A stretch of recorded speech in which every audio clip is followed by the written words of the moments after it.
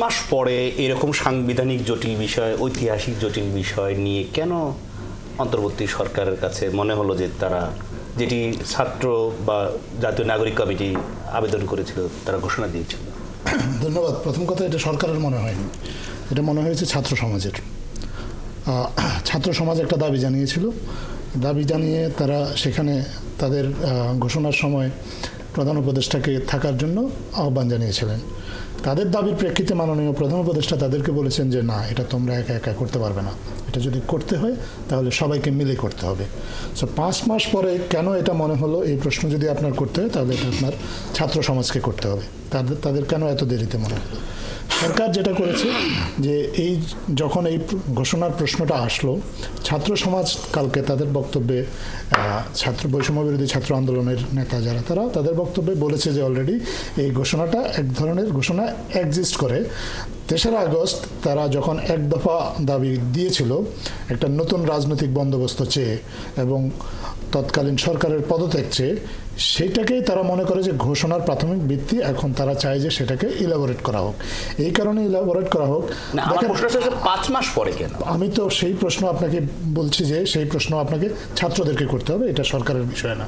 সরকার ছাত্রদের কাছ থেকে একটা দাবি আসার প্রেক্ষিতে সরকার বলেছে যে এই দাবিটা জাতীয় ঐক্যের ভিত্তিতে করতে হবে এবং সরকারের দিক থেকে একটা জাতীয় ঐক্য এ বিষয়ে গড়ে তোলার চেষ্টা করা হচ্ছে। এর বেশি কিছু করা সরকারের পক্ষে কঠিন। এবং জাতীয় ঐক্য গড়ে তুলতে গিয়ে সাইফুল ভাই ঠিকই বলেছেন, ভুল ত্রুটি বিচ্যুতি, নানা অসঙ্গতি এগুলো থাকতে পারে। না, এর আগে তো আমরা দেখেছি যে প্রধান উপদেষ্টার এই বৈঠকে বাংলাদেশের অন্যতম সিনিয়র রাজনীতিবিদ ডক্টর কর্নেল অলি আহমেদ তাকে দাওয়াত দিয়ে আবার গেট থেকে ফেরত দেওয়া হয়েছে। তাকে গেট থেকে ফেরত দেওয়া হয়নি, আপনি ভুল বুঝেছেন, উনি চলে গিয়েছিলেন। নিজে প্রেস স্টেটমেন্ট করেছেন সাময়িক। আমি তখন ওই সময় যেটুকু জেনেছি যে এরকম নানান সমন্বয়হীনতা আছে তো বিভিন্ন সময় থাকতে পারে। এই সমন্বয়হীন সরকারের বয়স তো 5 মাস পার হয়েছে। 5 মাস তো মানে একটা শিশুরও বয়স না। 5 মাস যদি কাউকে ধরেন আপনি, তাকে ইনফ্যান্ট ধরতে হবে। আপনার সরকারের ভুল ত্রুটি থাকতে পারে, সরকার কোনো ভুল ত্রুটির ঊর্ধ্বে নয়। সরকারের মধ্যে সমন্বয়ের দুর্বলতা থাকতে পারে, এগুলো মেনে নিয়েই বলছি। সরকার কাজ করছে আন্তরিকভাবে। সরকারের আন্তরিকতা, সরকারের চাওয়াটা, এটাকে ইতিবাচকভাবে দেখা উচিত এবং এটাকে সবার সহযোগিতা করা উচিত আমি মনে করি।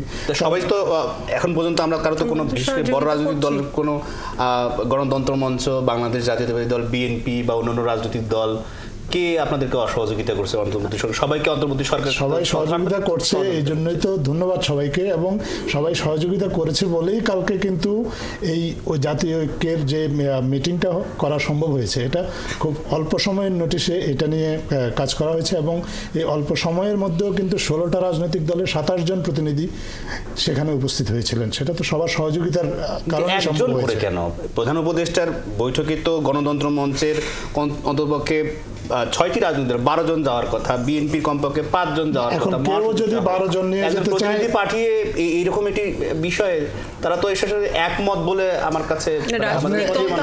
এটা তো ন্যাশনাল কনফারেন্স না, রাজনৈতিক দল অবশ্যই অনেকে আছে এখানে। যে 16টা রাজনৈতিক দলের প্রতিনিধি উপস্থিত হয়েছিলেন, আরো 2-1টি রাজনৈতিক দলকে আমন্ত্রণ জানানো হয়েছিল। তারা হয়তো তাদের দলীয় সিদ্ধান্তের কারণে অথবা সময়ের অভাবে আসতে পারেননি, সেটা আমরা জানি।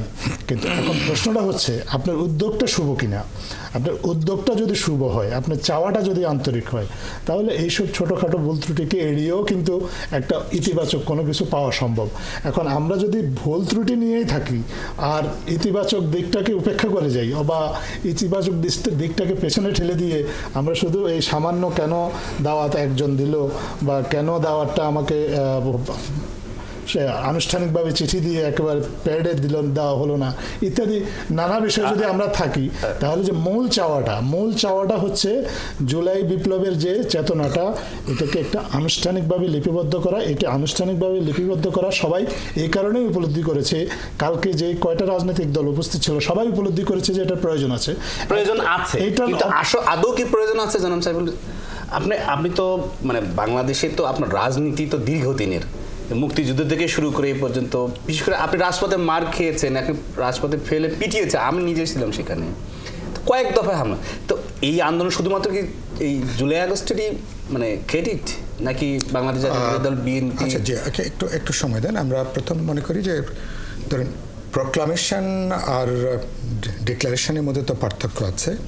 আমার আন্ডারস্ট্যান্ডিং যে যখন একটা অভ্যুত্থান বলি, একটা বিপ্লব বলি, অথবা একটা রাষ্ট্র যখন গঠন হয়, তখন তো বিশেষ করে রাষ্ট্র যখন গঠন হয় পৃথিবীর বহু দেশে এরকম একটা প্রোক্লামেশনের প্রশ্ন থাকে। আবার বাংলাদেশে তো হয়েছে 1971 সালে। বলেছি আমরা তখন তো আমরা যেটা বলি প্রোক্লামেশন অফ ইন্ডিপেন্ডেন্স, যেটা আমরা 1971 সালে, যেটা বহির্বিশ্বে আমাদের মুক্তিযুদ্ধের বা স্বাধীন নেশন স্টেট হিসাবে আমাদের যে অস্তিত্ব, তার যে পলিটিক্যাল, তার যে justification, social, ethical, moral justification, আমাদের এই প্রোক্লামেশন অফ ইন্ডিপেন্ডেন্স ছিল তার একটা খুব বড় একটা কিন্তু দলিল।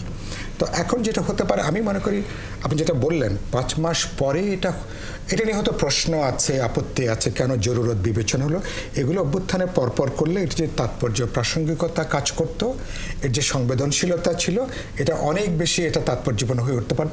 কিন্তু 5 মাস পরে আমরা এই করা যাবে না, 5 মাস পরে করা যাবে না, আমি সেটা মনে করি না। বিরতিতে যাওয়ার আগে আমি এক লাইনে বিএনপি সাংগঠনিক সম্পাদক শামাবাদের কাছে জানতে চাই যে বিএনপি বা বিএনপির সাথে যুগপৎ আন্দোলনকারী দল সকলের তো একটা প্রত্যাশা ছিল। কথাটা বলতে শেষ করতে দেননি প্লিজ। আমি বলেছি এটা শুধুমাত্র জুলাই আগস্টের বিষয় না। লড়াইটা যদি ওটার বলেন, লড়াইটা গত 16 বছর এবং 36 দিনের লড়াইটা, তাহলে এই ঘোষণাতে 16 বছরের যে লড়াইটা, সেই লড়াইটা থাকা দরকার। এবং আরো অনেকগুলো গুরুত্বপূর্ণ প্রশ্ন, ধরুন গোটা এরশাদ বিরোধী, সামরিক স্বৈরতন্ত্র বিরোধী আন্দোলনের ব্যাপারে একটা শব্দ কিন্তু সেখানে কিন্তু নাই। আপনি বৈষম্যের ব্যাপারে কথা হয়েছে, অর্থনৈতিক বৈষম্য, সামাজিক বৈষম্য, সাংস্কৃতিক বৈষম্য, ধর্ম বা জাতিগত যে বৈষম্য, এগুলো পরে স্পেসিফিক কিন্তু জায়গাটা কিন্তু উল্লেখ নেই। ফলে এটা নিয়ে আমরা অনেক কথাও তো বলতে পারবো। আমরা চেয়েছি যে অনেক কথাই আসলে আমরা বলবো এখানে আজকে, যেহেতু অন্তর্বর্তী সরকারকে ধারণ করে, যাতে এটা বৈচিত্র্যের মধ্যে ঐক্যের জায়গাটা যাতে এনশিওর করতে পারি, ভবিষ্যতের জন্য এটা ভিত্তি হিসেবে যাতে এটা কাজ করে, ভবিষ্যতের জন্য ভিত্তি হিসেবে কাজ করে। সেজন্যই রাজনৈতিক দলগুলোর নিশ্চয়ই সময় নিচ্ছে এবং আমরা বিরতির পর আমরা এই আলোচনাটা আরেকটু এগিয়ে নিতে চাই।